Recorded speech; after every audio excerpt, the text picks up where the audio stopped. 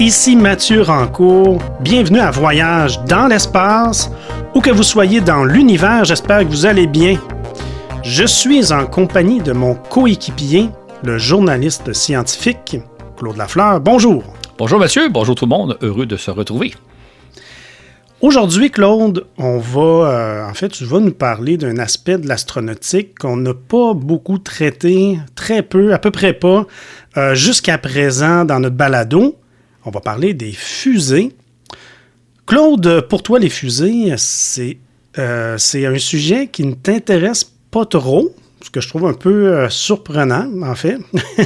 et pourquoi ça t'intéresse pas trop? Effectivement, moi, là, dans la vie générale, je m'intéresse pas trop à la mécanique, à comprendre comment les choses fonctionnent. Je m'intéresse plus à ce qu'on peut faire avec. J'ai pas de voiture, mais si j'avais une voiture, je serais pas le genre à ouvrir le capot pour savoir comment ça fonctionne. Moi, c'est une voiture, c'est un moyen de transport. Fait que les fusées, c'est un moyen de transport qui permet évidemment d'envoyer des satellites dans l'espace. Et là, les satellites, ils explorent soit observer la Terre ou on envoie des sondes vers les planètes, tout ça. Moi, ce qui m'intéresse, c'est ce qu'on fait avec les fusées. Pour moi, les fusées, c'est un moyen de transport. Or, je suis conscient que pour beaucoup de gens, c'est intéressant, les fusées vont s'intéresser aux caractéristiques, aux puissances, à ce qu'on peut faire avec, comment ça fonctionne, etc. C'est pour ça que c'est un sujet qu'on n'a jamais vraiment couvert, parce que je m'intéresse moins à la mécanique qu'à ce qu'on peut faire avec. Par contre, aujourd'hui, on va en parler parce qu'on a une bonne raison. Au mois de février, Elon Musk a fait une mise à jour de son fameux programme de fusée, de super fusée géante, qui doit à terme nous envoyer vers Mars. Fait que c'est de ça dont on va parler aujourd'hui, mais en faisant tout un rappel historique. Effectivement, le 10 février 2022, Elon Musk a présenté une conférence fort attendue où il a fait le point sur le projet de sa toute puissante fusée, la Super Heavy, surmontée par un vaisseau Starship. Il s'agissait de la première mise à jour de ce projet en plus de 2 ans. Musk amorce sa conférence en expliquant que si on lançait sa fusée géante 3 fois par semaine, celle-ci serait capable de placer en orbite terrestre plus de charge en une année que tout ce qu'on a lancé depuis le Sputnik de 1957. C'est pas rien. On parle ici de 15 500 tonnes. Exactement. Ce que propose Musk, c'est une cadence prodigieuse. Il parle donc de lancer sa super grosse fusée possiblement à tous les jours, peut-être même 3 fois par jour. Juste donner une idée, là, la fusée Super Heavy Starship, elle est plus grosse, plus puissante et plus complexe qu'une Saturne V. Or, la fameuse fusée lunaire qui a permis d'envoyer des astronautes jusque sur le sol lunaire, les Saturne V, il faut savoir, qui ont été lancés en tout et pour tout 13 fois en 7 années. Ce que propose Musk, en quelque sorte, c'est comme de lancer plus de fois sa fusée Super Heavy Starship en 1 mois que ce que la NASA a fait en 7 années.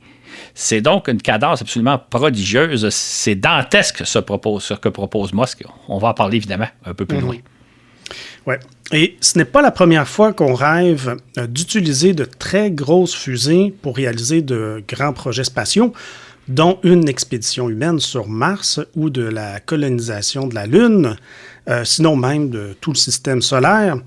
Et c'est pourquoi, Claude, que tu nous parles aujourd'hui là, du mot, tu utilises le mot fantasme. Exactement.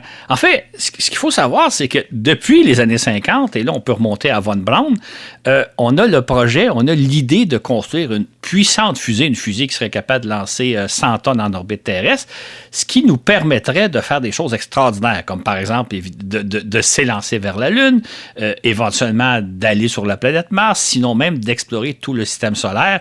Et là, on peut penser aussi à installer des bases sur la Lune, à possiblement coloniser l'espace, construire de grosses stations spatiales en orbite terrestre. Donc, ce que nous propose Elon Musk, c'est pas quelque chose de nouveau, là, c'est depuis les années 50 qu'on rêve de ça. Et il faut savoir qu'on a développé de grosses fusées. Je viens de mentionner la Saturne V, qui était capable de placer 120 tonnes en orbite terrestre. On a développé des grosses fusées, puis la Saturne V n'est pas le seul cas, on va le voir dans quelques instants. Mais on les développe, mais on ne les réalise pas, nos rêves. On n'a pas réalisé de tout ce qu'on aurait pu faire avec la Saturne V. C'est pour ça que je parle d'une espèce de fantasme. Le fantasme de se dire, le jour où on va posséder de grosses fusées, de fusées super puissantes, on va pouvoir réaliser des choses extraordinaires, sauf qu'on ne le fait pas entre-temps. Fait que c'est pour ça que j'ai intitulé le balado « Le fantasme des grosses fusées ». On rêve de s'en servir pour faire des choses grandioses, mais en pratique, ça ne s'est pas encore avéré. C'est pourquoi je parle d'un fantasme, qui fait rêver d'ailleurs beaucoup de personnes, parce qu'il y a ça aussi dans la notion de fantasme, c'est l'idée du rêve de faire des choses extraordinaires, puis on ne les fait pas. On est à l'étape du fantasme. Dès le début de l'ère spatiale, les Soviétiques ont surpris tout le monde en lançant des satellites beaucoup plus lourds que ceux des Américains. En fait, les fusées soviétiques pouvaient placer sur orbite des charges 300 fois plus lourdes que ce qu'étaient capables de faire les fusées américaines. Ça a déclenché une formidable course aux fusées super puissantes, n'est-ce pas, Claude? Absolument. Si on se replace à l'époque, là, on est en 1957-58, les Russes lancent des fusées, lancent des satellites, on pense au Sputnik, qui pesait, le premier pesait 84 kg, le deuxième 500 kg, le troisième 1200 kg. Pendant ce temps-là, les Américains, eux autres, avaient à peine à placer un satellite qui pèse quelques kilos, et je dis bien quelques kilos. Les Américains étaient extrêmement troublés par le fait que les Soviétiques possédaient des fusées 300 fois plus puissantes que les leurs, ou en tout cas capables de lancer une charge 300 fois plus lourde que les leurs.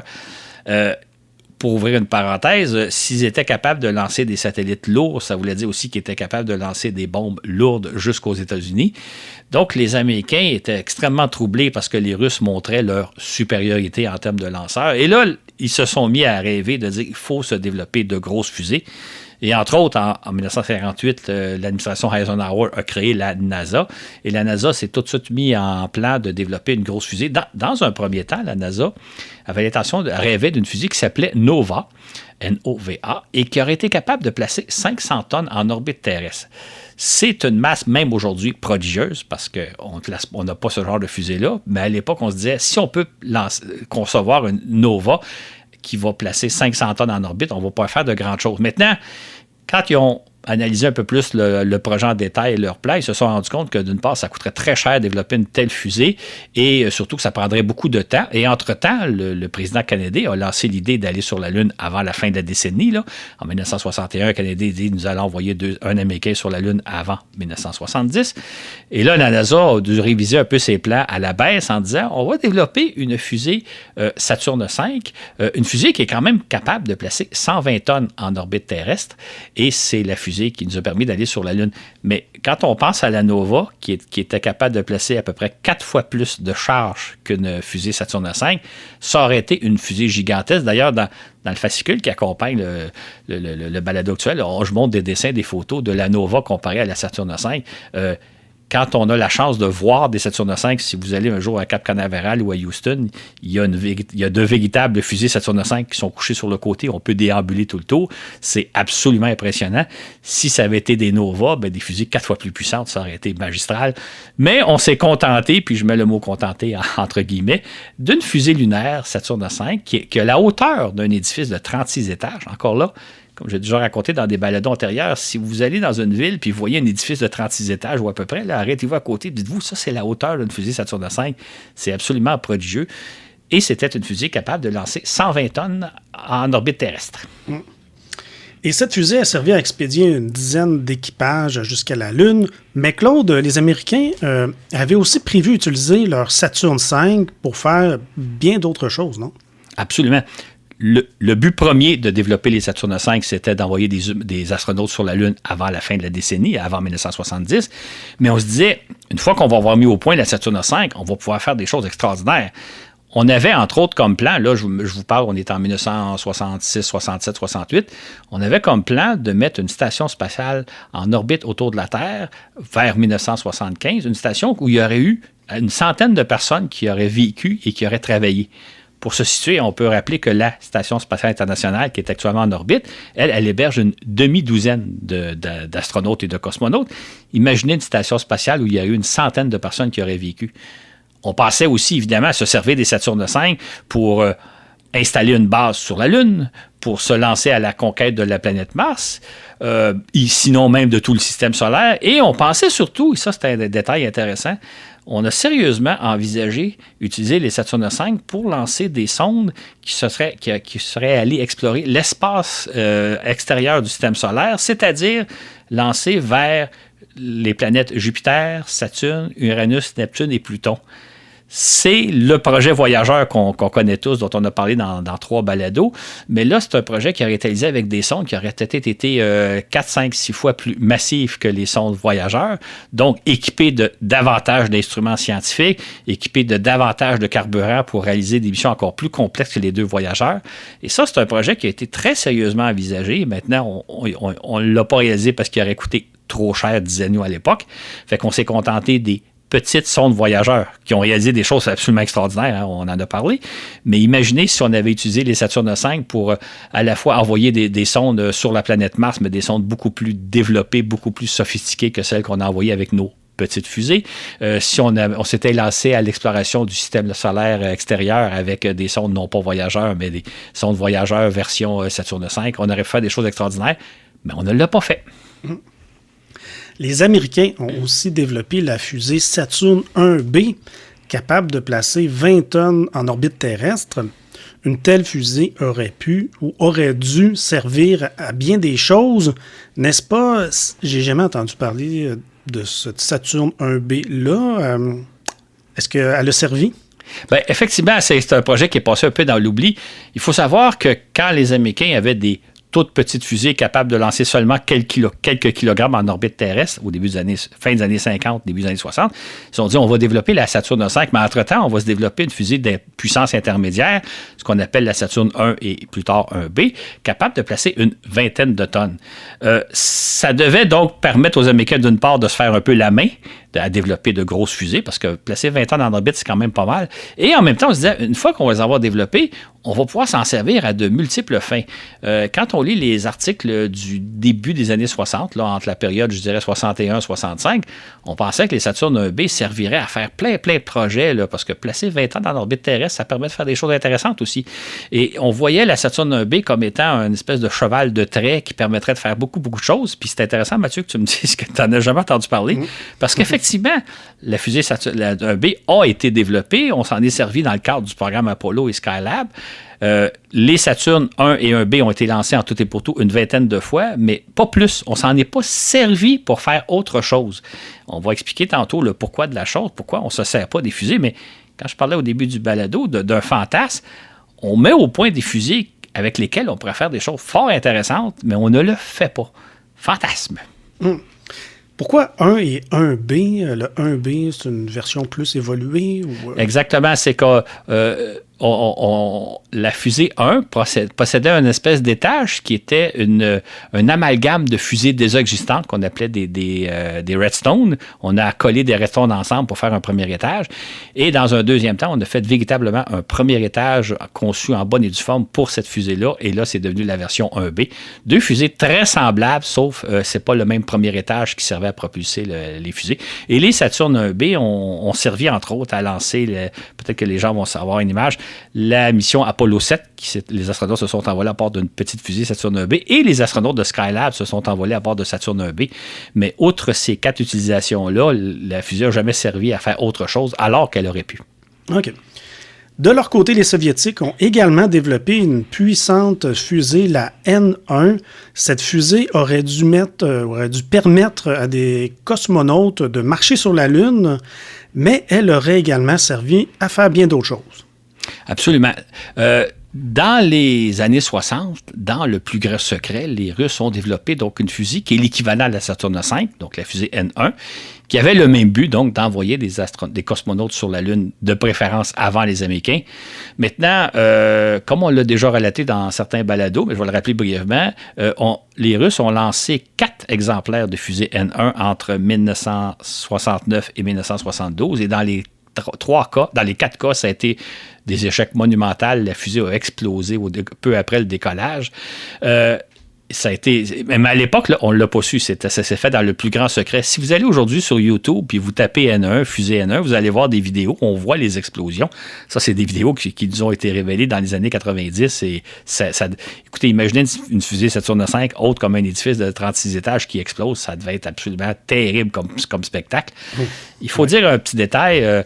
La fusée Saturne V, au décollage, elle utilisait 5 puissants moteurs fusées qu'on appelle des moteurs F1. Dans le cas de la fusée N1 soviétique, les Soviétiques n'ont pas eu les capacités de développer de moteurs si puissants, ce qui fait qu'ils ont doté leur fusée de 30 moteurs. Il y avait 30 moteurs de fusée qui fonctionnaient au décollage. Et ça, en soi, ça représente un défi technologique épouvantable parce que chaque moteur qui fonctionne crée des vibrations. Il y a des phénomènes de résonance qui rentrent en jeu.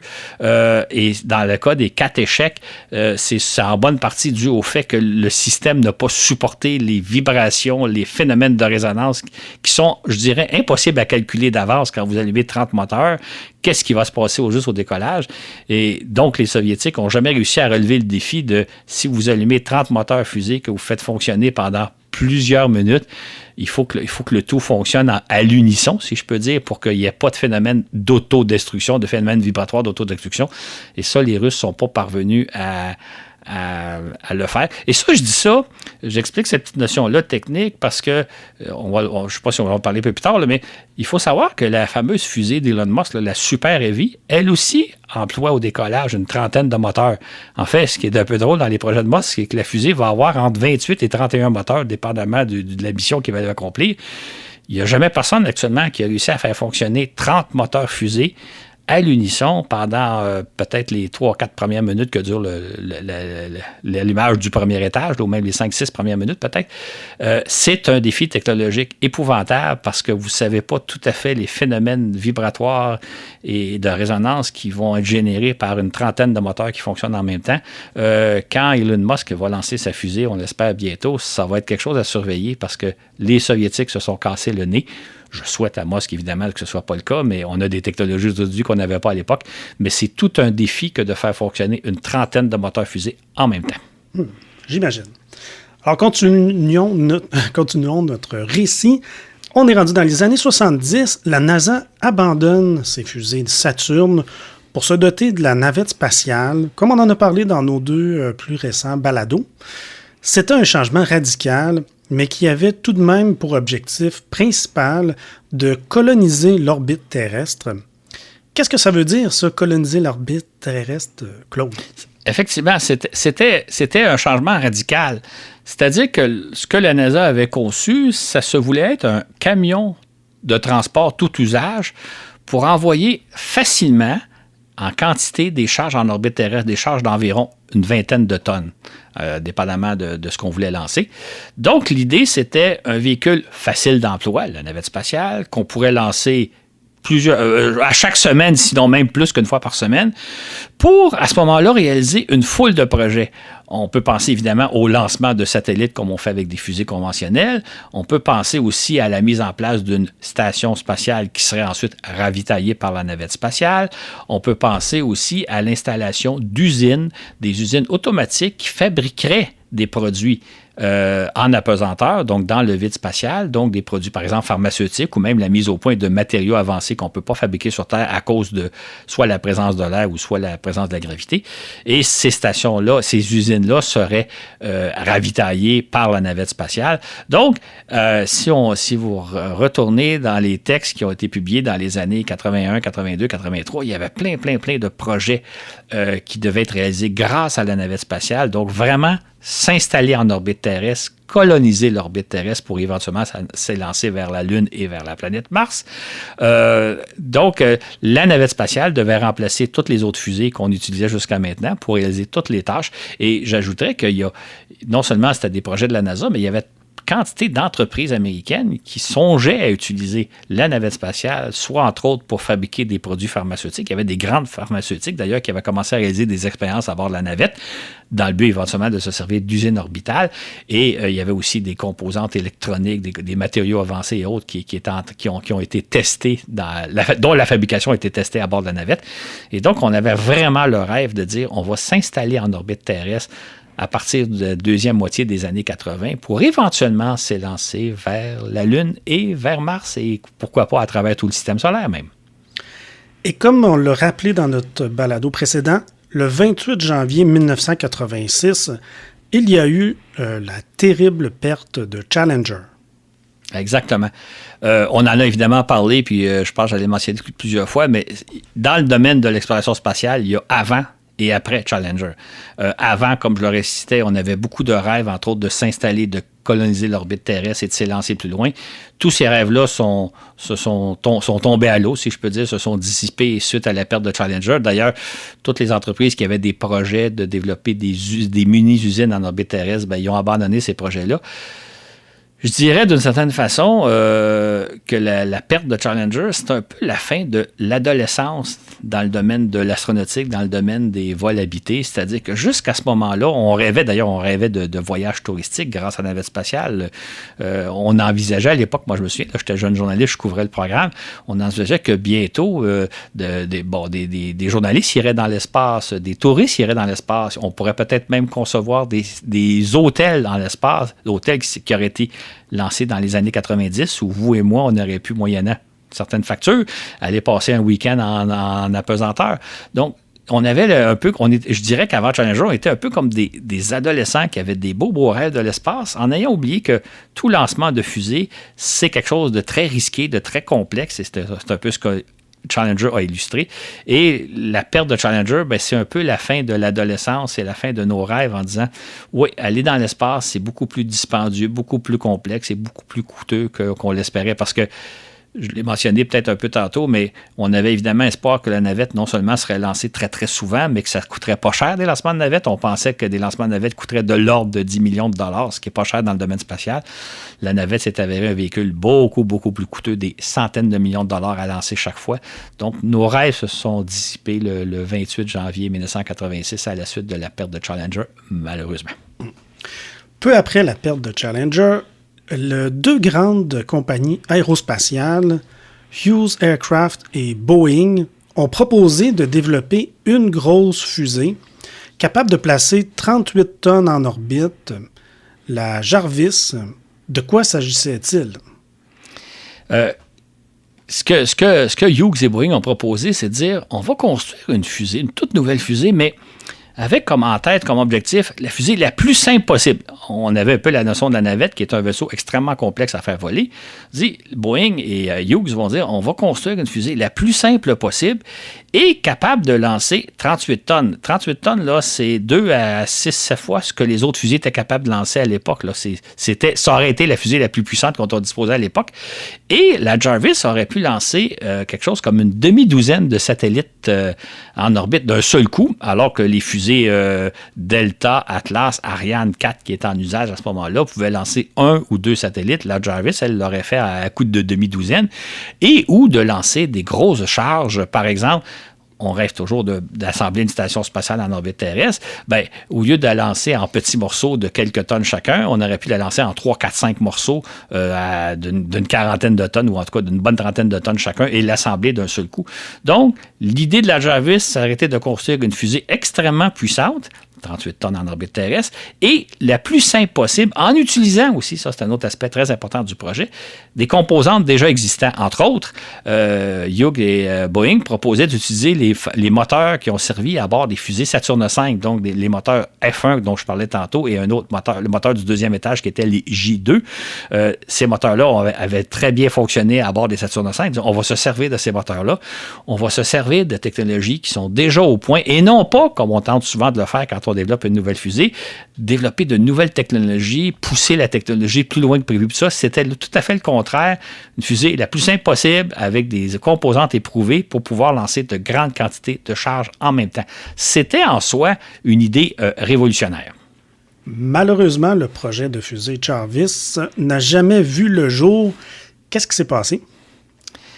Ce qui s'est passé, c'est d'une part un malheureux concours de circonstances.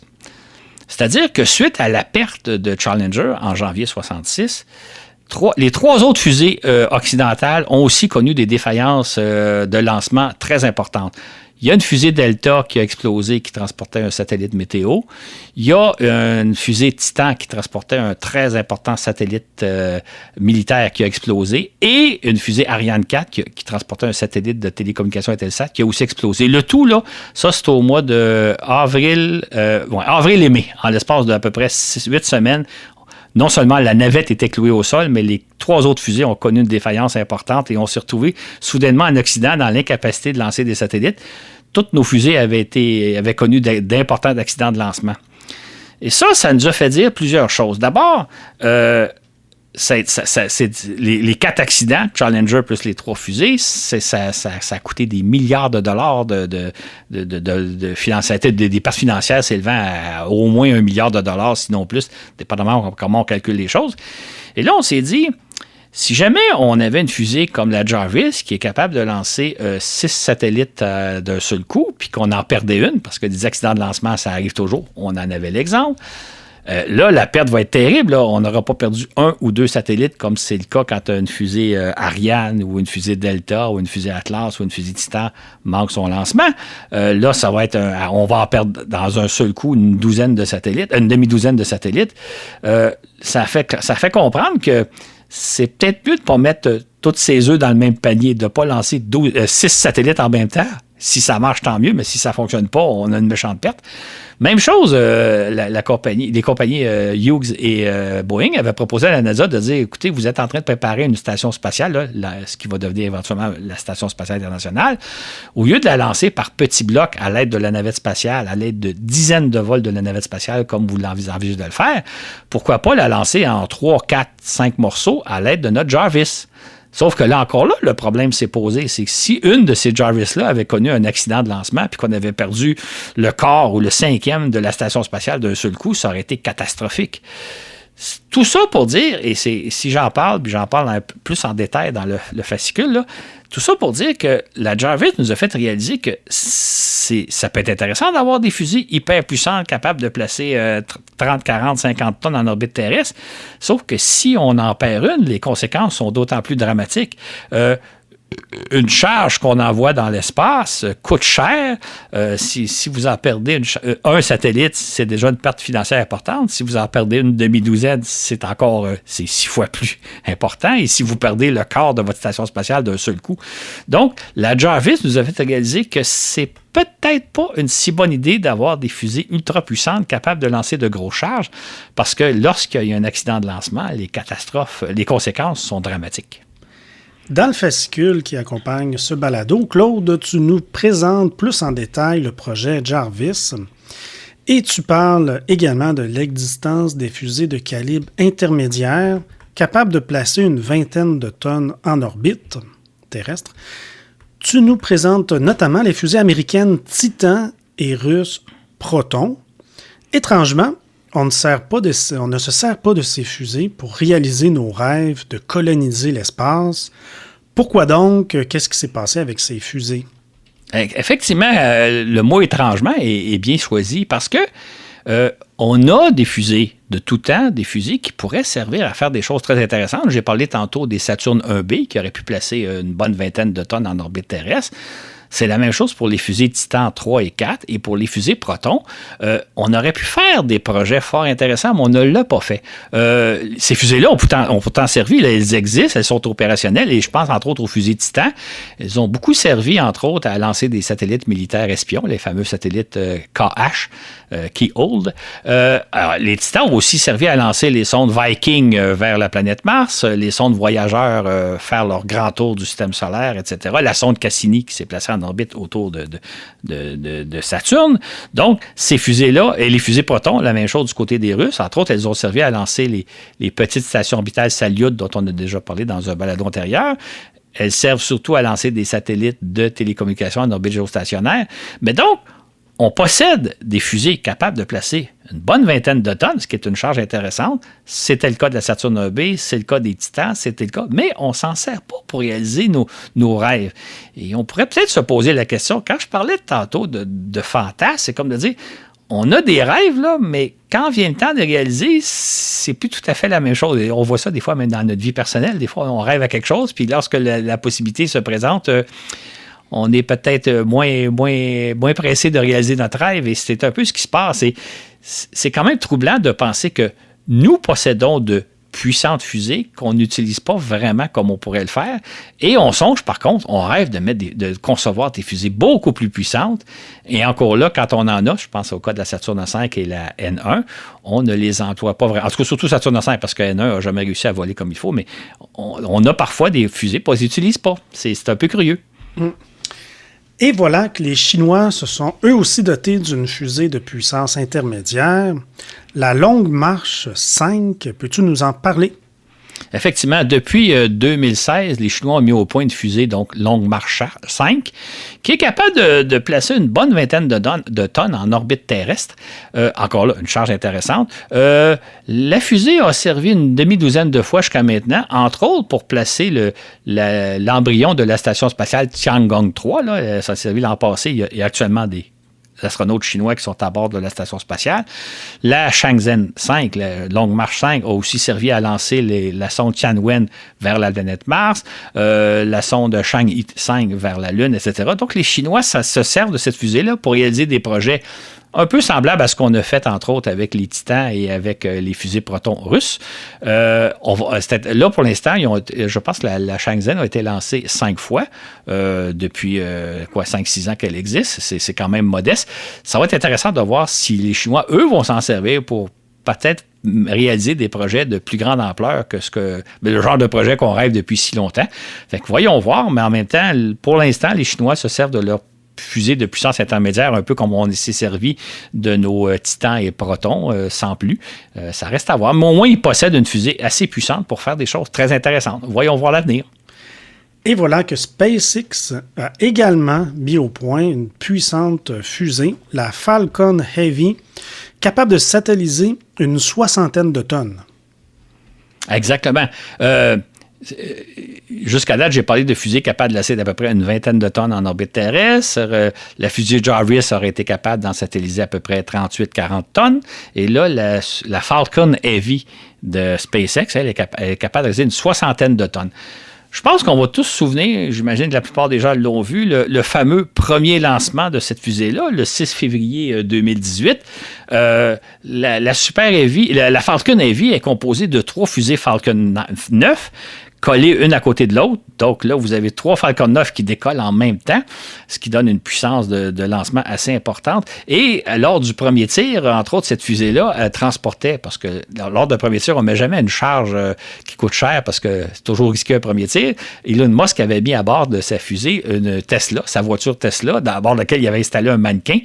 Et cette Tesla-là était propulsée en direction de la planète Mars.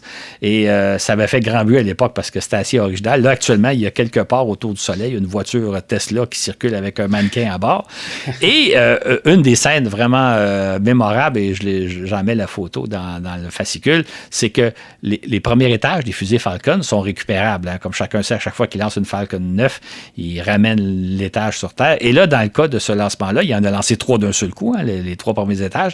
Et il y en a 2 qui sont venus se poser exactement en même temps à Cap Canaveral. C'était une scène spectaculaire. Et la troisième Falcon est venue se poser un peu plus tard, quelques minutes plus tard. Donc, ça a vraiment été un lancement spectaculaire d'une fusée qui est la plus puissante fusée qui existe actuellement.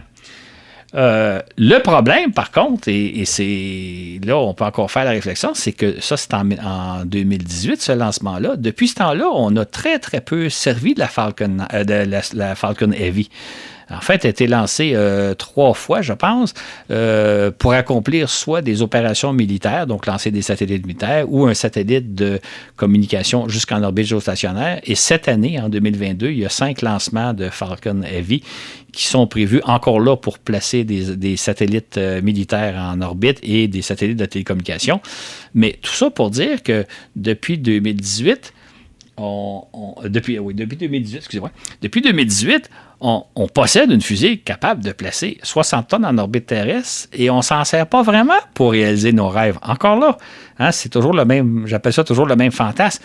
On rêve du jour qu'on a des fusées puissantes, puis quand on a des fusées puissantes, on ne s'en sert pas vraiment pour réaliser nos rêves, parce que pouvoir satelliser d'un seul coup 60 tonnes, ça permet de faire des choses fort intéressantes que de lancer des satellites militaires et de simples satellites de télécommunication qu'une fusée Ariane 5 peut tout aussi bien lancer. Là. Fait que c'est un peu surprenant de penser on possède des fusées puissantes et on ne s'en sert pas vraiment pour réaliser nos rêves. Eh bien, tout ceci nous amène au rêve de Elon Musk. On sait en effet que celui-ci rêve d'établir une colonie sur Mars. On dit même qu'il aurait créé sa compagnie SpaceX en 2002 dans ce but ultime.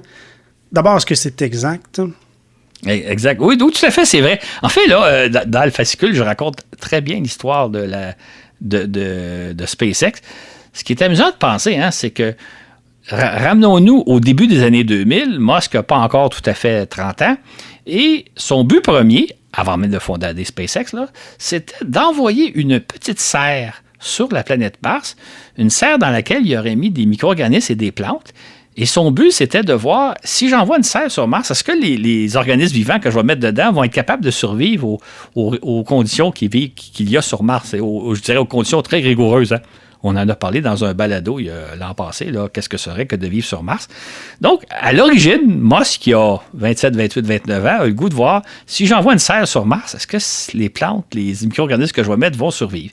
Et lorsqu'il s'informe auprès des compagnies qui lancent des satellites, combien ça lui coûterait, il est un peu renversé de voir à quel point ça lui coûterait cher. J'ai pas les données, là, je ne sais pas combien est-ce qu'on lui a proposé de charger pour envoyer une serre sur Mars, mais il a trouvé ça beaucoup trop cher. Et là, il a décidé, il y a 30 ans à ce moment-là, en 2002, de créer sa propre compagnie spatiale, la Space Exploration Technology, qu'on appelle SpaceX.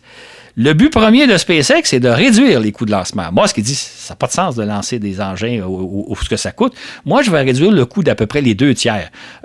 À l'époque, là, lancer un satellite, dépendamment du type de satellite, de sa masse et du type d'orbite, ça coûtait quelque chose comme entre 20 et 85 millions de dollars, ce que rapporte le New York Times de l'époque. Moi, ce qui dit, moi, je vais la lancer, mais pour 3 fois moins cher. Et c'est pour ça qu'il a créé SpaceX, pour réduire les coûts de lancement, dans le but éventuellement d'avoir accès à l'espace à des coûts raisonnables. Intéressant. Et c'est en 2014 qu'Elon Musk nous présente ses rêves concernant la planète Mars. Il veut alors lancer, à partir de 2018, des sondes automatiques vers Mars au moyen de sa fusée Falcon Heavy. Et il prévoit envoyer une centaine de colons sur Mars en 2024. Exactement. J'ouvre une petite parenthèse. Quand j'ai fait mes recherches, ma revue de littérature, comme j'appelle, pour voir un peu qu'est-ce qu'on racontait sur les débuts de SpaceX, ce que j'ai trouvé surprenant, c'est que dans ce que j'ai lu, j'ai pas tout lu, j'ai pas tout vu, là, mais au début, là, dans les années 2000, on ne parle pas de projet d'aller sur Mars avec Musk. Musk, quand il parle de SpaceX en 2003, 2004, 2005, 2006, c'est avant tout pour réduire les coûts de lancement. Le rêve de Mars est apparu, à ma connaissance, là, il y a peut-être des gens plus spécialisés qui vont pouvoir dénicher de l'information, là, mais à ma connaissance, c'est arrivé plus dans les années 2010, où là, il dit, moi, mon but, là, c'est d'envoyer des gens sur Mars, d'installer une colonie sur la planète rouge. Étant, il y a une notion importante qu'on n'évoque pas souvent quand on lit à propos de ce projet-là.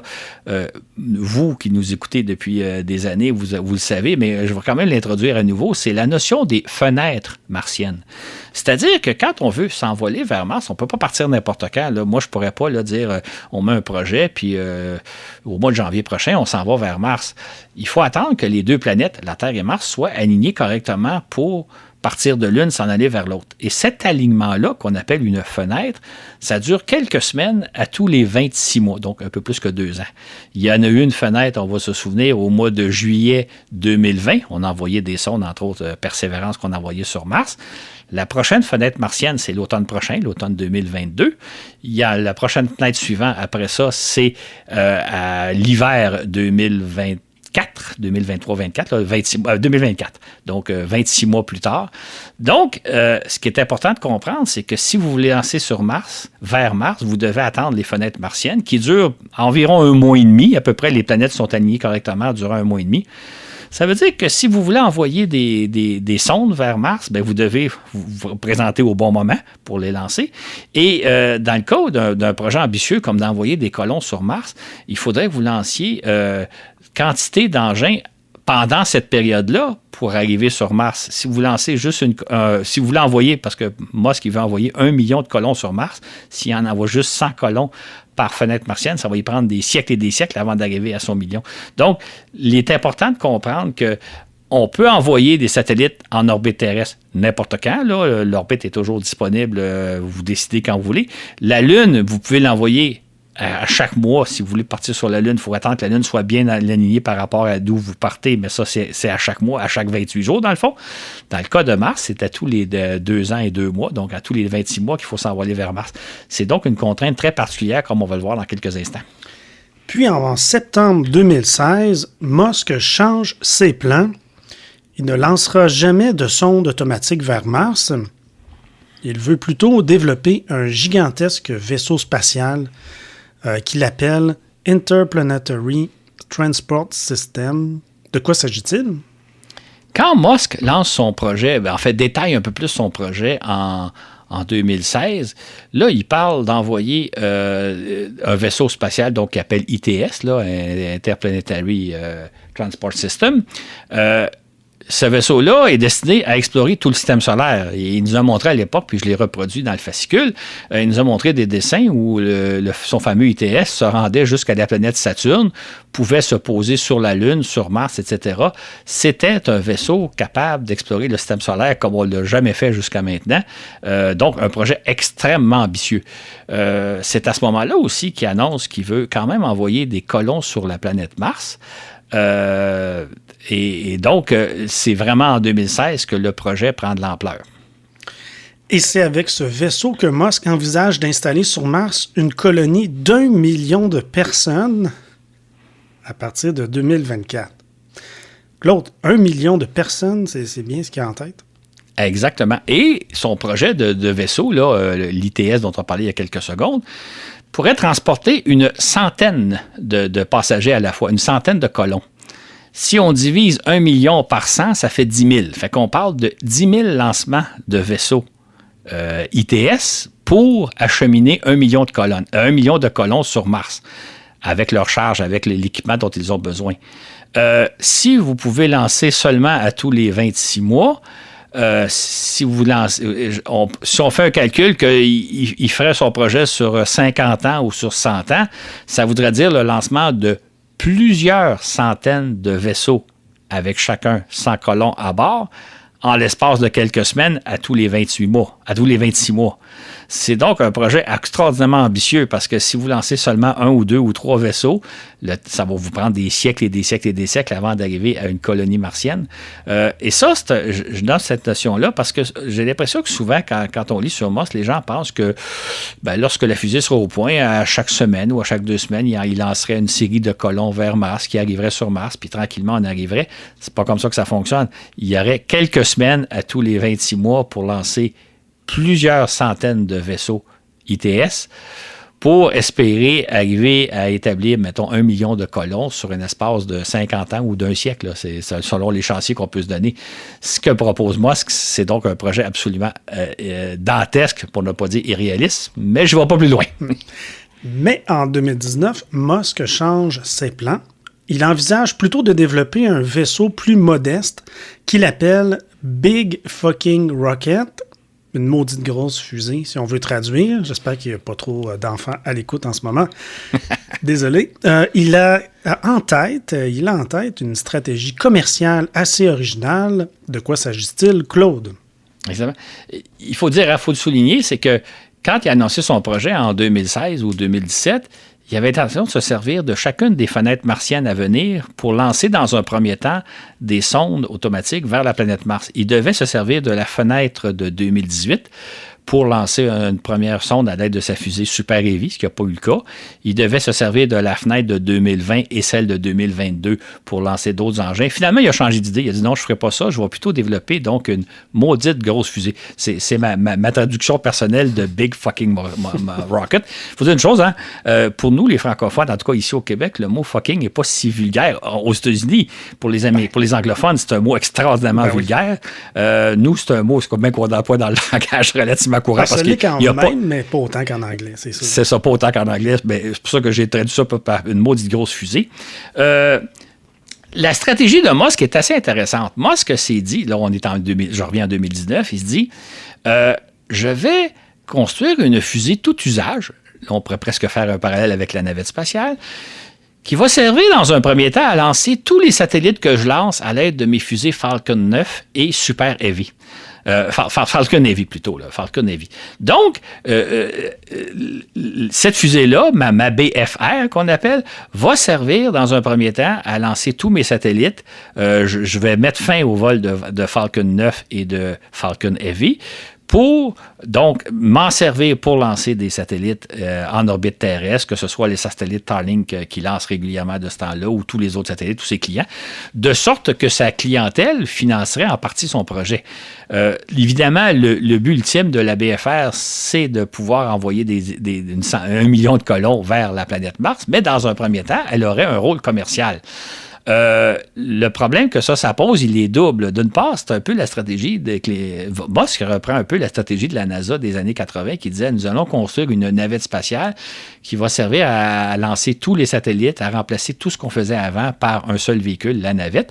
Musk veut faire la même chose. Maintenant, ce qui est un peu troublant, c'est que la fusée BFR a une capacité de lancement de 100 à 150 tonnes par lancement. Sauf que si vous avez 5, 10, 15, 20 tonnes à lancer en même temps, là, une charge de satellite, vous utilisez en quelque sorte un gigantesque camion pour transporter une toute petite charge. C'est en quelque sorte un gaspillage de ressources. Si je pense à une charge de Musk qui lance une cinquantaine de Starlink en même temps, je pense que la charge pèse peut-être 7-8 tonnes, les 50 Starlink. Bien là, imaginez que vous utilisez une fusée capable de lancer 100-150 tonnes en orbite terrestre pour remplacer 7-8-10 tonnes. Il y a un gaspillage d'énergie.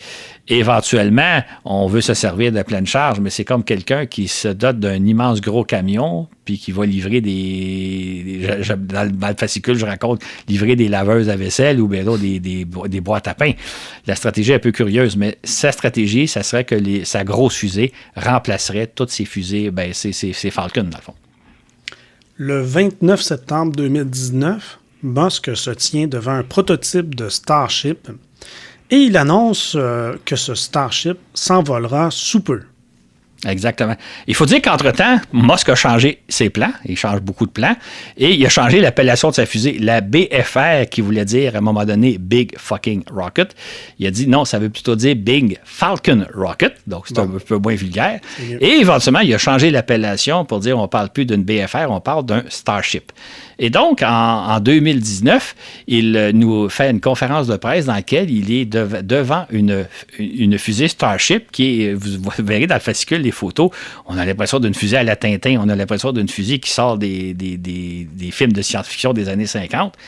Et là, Musk nous raconte que cette fusée-là, qui va devenir éventuellement l'étage supérieure de la grosse fusée dont on va parler dans quelques minutes, mais pour l'instant, c'est cette fusée-là qui nous présente. Il dit cette fusée-là est capable d'aller en orbite, lancée je pense, c'est genre une dizaine de tonnes. Là, c'est pas la grosse fusée super puissante. Et cette fusée-là qui est derrière moi, là, que vous voyez, dans quelques semaines, elle va s'envoler, elle va faire un vol atmosphérique, monter jusqu'à peu près une vingtaine de kilomètres d'altitude pour ensuite revenir se poser parce que c'est une fusée réutilisable. Et là, je vais pouvoir la remplir de carburant. Et d'ici 6 mois, d'ici le mois de mars 2020, cette fusée-là va pouvoir aller en orbite, un vol d'essai ou même transporter peut-être une charge. Peut-être qu'il aurait lancé une deuxième Tesla, je ne sais pas. Et ensuite, revenir se poser et on va pouvoir comme ça se faire toute une série de vols d'essai en préparation de la super fusée que je suis par ailleurs en train de développer. Donc, on est le 29 septembre 2019, excusez-moi, et Musk nous annonce que d'ici quelques semaines, cette fusée-là va s'envoler jusqu'à une vingtaine de kilomètres et dans quelques mois, elle va s'envoler jusqu'en orbite terrestre. C'est donc un projet extrêmement audacieux que nous annonce Musk. Tout à fait. Nous voici donc rendus en 2022. Ni le Starship, ni la maudite grosse fusée qu'on appelle maintenant la Super Heavy, rien de tout ça a volé. Où en sommes-nous, Claude? Exactement. Quand on relit les articles de l'époque, là, les articles de 2019, 2020, 2021, d'abord, on découvre qu'il y a eu toute une série d'essais de son Starship, là, l'étage supérieur, la petite fusée, si je peux dire. toute une série d'échecs. Là, il y a au moins une dizaine de lancements qui ont soit jamais eu lieu. Il y a eu des fusées qui ont explosé au sol. Il y a des fusées qui ont explosé. Il y en a qui ont réussi à décoller, puis en venant se poser, ils se sont écrasés, ils ont explosé. Il a réalisé une bonne dizaine de missions qui ont échoué. Je pense que c'est le 10e ou le 11e vol qui a réussi à monter jusqu'à 10 km et à revenir se poser, là, son Starship. Et, ça, c'est arrivé au mois de mai 2021. Fait que je vous rappelle que tout ça, ça devait avoir lieu avant le mois de mars 2020. Et entre-temps, il devait lancer sa Super Heavy également, qui aurait dû aller en orbite. Rien de ça s'est réalisé. On a assisté plutôt à une série de retards, à une série de difficultés techniques, à une série d'échecs. Et il n'y a rien de... Et ce qui est un peu surprenant, c'est que donc, au mois de mai 2021, il a réussi un premier vol de Starship après une dizaine d'échecs. Il n'a jamais répété l'opération. Il n'a jamais dit, si j'ai réussi un premier vol, je vais le tester une deuxième fois, une troisième fois, une quatrième fois. Ce qui fait que pour moi, ce véhicule-là, qui est beaucoup plus simple que la Super Heavy, ce véhicule-là n'est pas testé de façon sécuritaire. Là. Il a réussi une de ses 10 missions. Il aurait dû y avoir d'autres vols d'essai pour s'assurer que le système fonctionne bel et bien. Et malheureusement, ça n'a pas été fait. Et ça, j'avoue que je trouve ça assez troublant parce que c'est pas parce que vous réussissez une fois un coup que vous avez maîtrisé le système. Donc, on dirait que Musk s'est gardé de faire un deuxième test, un troisième test, des fois qu'il y aurait d'autres échecs. Et évidemment, la fusée Super Heavy, qui est comme l'équivalent d'une Saturn V, mais comme je disais plus tôt, beaucoup plus complexe, beaucoup plus puissante et beaucoup plus difficile à faire voler, elle n'a pas encore volé alors qu'elle devait voler dès 2020, nous avait annoncé Elon Musk. Donc, le projet connaît beaucoup de retards. C'est correct, des retards. Les gens qui m'écoutent vont peut-être dire la NASA aussi connaît des retards. Oui, tout à fait. C'est juste que Musk annonce des projets très, très ambitieux dans des délais très, très brefs, mais c'est vraiment pas ça qui se produit. Mais il continue quand même de nous vendre un rêve qui est peut-être pas réaliste quand on pense qu'on doit lancer des centaines de vaisseaux en quelques semaines pour aller sur Mars. Ça, on n'en tient pas compte. Musk, au début de son exposé, nous parlait qu'il pourrait lancer ses Super Heavy Starship plusieurs fois par jour. Je fais le parallèle avec la Saturn V qui a volé 13 fois. On est loin du compte. En résumé, Claude, pourquoi on n'utilise donc jamais les puissantes fusées dont on dispose pourtant pour réaliser nos rêves de coloniser l'espace? Exactement.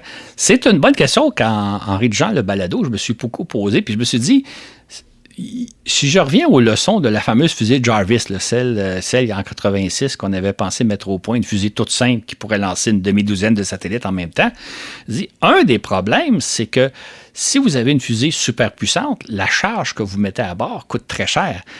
Si vous voulez lancer d'un seul coup la Station spatiale internationale, juste donner un chiffre, la Station spatiale internationale elle-même, la tôle, si je peux dire, la matière elle-même, a coûté 100 milliards de dollars. Si vous mettez ça à bord d'une seule fusée, ça vous coûte 100 milliards la charge. Vous ne pouvez pas nécessairement faire ça très souvent parce que vous n'avez pas les moyens. Donc, le fait d'avoir une fusée qui est capable de lancer des grandes charges, ces grandes charges-là nous coûtent très cher et on n'a pas nécessairement les moyens. L'autre élément, évidemment, c'est que si vous connaissez un accident de lancement, là, vous venez de perdre, si je passe l'exemple de la station spatiale, vous venez de perdre la station spatiale d'un seul coup.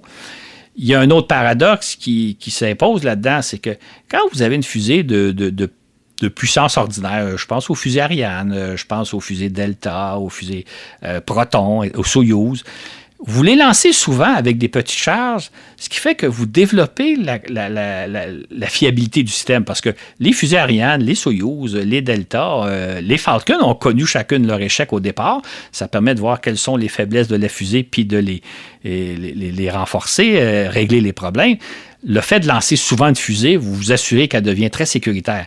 Quand vous avez une super grosse fusée, là je vais prendre l'exemple de la Saturn V, que vous lancez très très peu souvent, vous n'atteindez pas le même taux de fiabilité parce que vous n'avez pas autant d'expérience. On a lancé, pour donner un exemple, on a lancé plus de 100 fois les fusées Ariane 5. On a lancé plus de 100 fois, SpaceX a lancé plus de 100 fois les Falcon 9. Même chose pour les Atlas. Donc, on a développé des fusées extrêmement fiables. Moi, si j'avais à embarquer à bord d'une fusée Falcon 9, j'aurais pas peur. Dans le cas d'une fusée où la charge utile coûte très cher, vous ne l'en lancerez pas souvent. Les Saturn V ont volé 13 fois, avec succès d'ailleurs, mais je veux dire, vous n'avez pas la même fiabilité. Fait que là, vous avez un paradoxe. Vous avez une fusée qui est beaucoup moins sécuritaire, moins bien éprouvée, moins bien testée en vol, dont la charge coûte beaucoup plus cher. Et je pense, et c'est ce qui a mené d'ailleurs à l'échec du programme Jarvis, c'est que les gens se sont dit, OK, c'est bien beau avoir une fusée capable de placer 38 tonnes, une demi-douzaine de satellites en même temps, mais si on en perd, les conséquences vont être dramatiques. Fait qu'on préfère utiliser des petites fusées dont les charges utiles coûtent moins cher, peut-être une centaine de millions de dollars, plutôt qu'une grosse fusée capable de lancer une station spatiale d'un seul coup qui coûterait des dizaines, des centaines de milliards de dollars. Donc, je pense que c'est en grande raison, en partie, disposer de fusées hyper puissantes fait que ça coûte très cher les charges qu'on met à bord et donc on n'a pas vraiment les moyens de se payer ces charges-là. On n'a pas les moyens de lancer une station spatiale à chaque année à 100 milliards de dollars par la station. Pour terminer, qu'est-ce que ça nous dit à propos des ambitions d'Elon Musk? Bien, quand on y réfléchit un peu, puis moi, là, il y a peut-être des gens qui sont un peu fâchés, là, qui vont dire Claude fait une sortie contre Elon Musk. Non. Moi, j'essaie d'analyser simplement le projet le plus objectivement possible. Et je me dis, Musk, et je rajoutais un détail, Musk avait déclaré qu'avant de confier la vie d'humain à ses fusées Super Heavy Starship, il va réaliser au moins une centaine de tirs sans personne à bord, ce qui est très, très sage, là. C'est qu'il faut s'assurer que, écoutez, si vous mettez 100 personnes à bord et qu'une fusée explose au décollage, ça va être dramatique. Donc, il faut s'assurer que la fusée est en parfait état, de fonctionnement. Le problème, c'est que s'il veut lancer 100 fusées dont la capacité est de lancer 100 tonnes en orbite terrestre, qu'est-ce qu'on va mettre à bord? On peut penser que les premiers lancements, il mettra peu ou pas grand-chose à bord parce que de toute façon, c'est toujours risqué un premier lancement. Mais après ça, il va falloir trouver de la charge. Mais est-ce qu'on a les moyens de mettre une charge de 100 tonnes à une fusée qu'on lancerait à chaque semaine, sinon même plusieurs fois par semaine? Même chose, si on pense au projet martien dont Elon Musk nous parle, si sa fusée est capable de transporter 100 personnes à bord et qu'il a l'intention d'envoyer 1 million de personnes sur Mars, ça veut dire 10 000 lancements de sa fusée. Est-ce qu'on a les moyens? D'où va venir l'argent pour fabriquer 10 000 fusées, 10 000 vaisseaux qu'on va lancer, disons sur une période d'1 siècle, OK?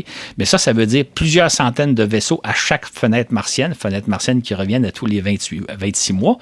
Donc, moi, je vous dis toujours, la facture du projet de Musk est un projet absolument fantastique. Imaginons, on établit une colonie sur la planète Mars. Qui va défrayer cette facture-là, étant donné les coûts absolument astronomiques? Et en même temps, est-ce qu'on peut penser, j'ouvre une parenthèse, j'aurais pu le dire un peu plus tôt, mais il faut savoir qu'à l'heure où on se parle, vous et moi, là, on lance à peu près, à travers le monde, une centaine de fusées par année. Ça varie entre 100, 125, 150. Ça, c'est tous les pays confondus. Hein. C'est les fusées de Musk, mais c'est aussi ce que font les autres fusées américaines. C'est Ariane, c'est Proton, c'est Soyouz, c'est les Chang'e chinoises, etc. On lance à environ une bonne centaine de fusées par année. Et j'ajouterais que le taux de réussite des lancements est à peu près de 95 %. C'est-à-dire qu'on perd à peu près 5 % des fusées par année. Ça, c'est toutes fusées confondues. Ça, c'est les chiffres actuels. Est-ce qu'on peut penser que Musk, d'ici, dans un avenir pas très lointain, serait capable de lancer plusieurs fois une fusée beaucoup plus complexe et puissante qu'une fusée Saturn V, la lancer plusieurs fois par mois, sinon même par semaine? Ça paraît dantesque. Et lorsqu'arriveraient des fenêtres martiennes, imaginons une fenêtre martienne en, je ne sais pas c'est quand, là, en 2030, 2031, est-ce qu'on peut penser que Musk serait en mesure de lancer 500 fusées Starship en l'espace de, je ne sais pas, un mois et demi?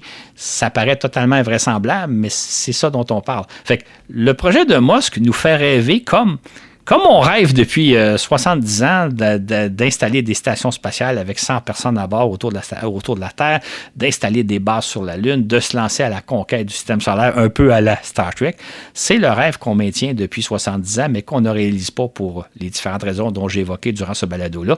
Et je pense que dans le cas de Musk, nonobstant les technologies, là, je vous disais au début du balado, je ne m'intéresse pas aux technologies. Fait que je ne m'intéresse pas de savoir est-ce que le concept de la fusée est le bon, est-ce que les moteurs vont fonctionner. La technologie ne m'intéresse pas, c'est la possibilité de le faire. Et je pense que les simples chiffres que je viens d'évoquer, nonobstant la technologie, montrent que le projet n'a pas de sens. Mais c'est du rêve, c'est du fantasme. C'est bien de rêver. Hein? Moi, j'ai mes rêves, puis Mathieu a les siens, puis on a tous nos rêves. Mais les rêves, la réalité, c'est deux choses différentes. Et je pense que ce dont nous fait rêver Musk, ça n'a aucun sens, malheureusement. Mais ça nous fait rêver. Bon. Bien ceux qui ont rêvé tout jeune ou toutes jeunes de fusées, se sont amusés avec des fusées, je pense que vous avez dû apprécier ce balado. C'était pour vous, ça. Eh bien, merci beaucoup, Claude, pour cet excellent épisode de Voyage dans l'espace. Ça a été un plaisir.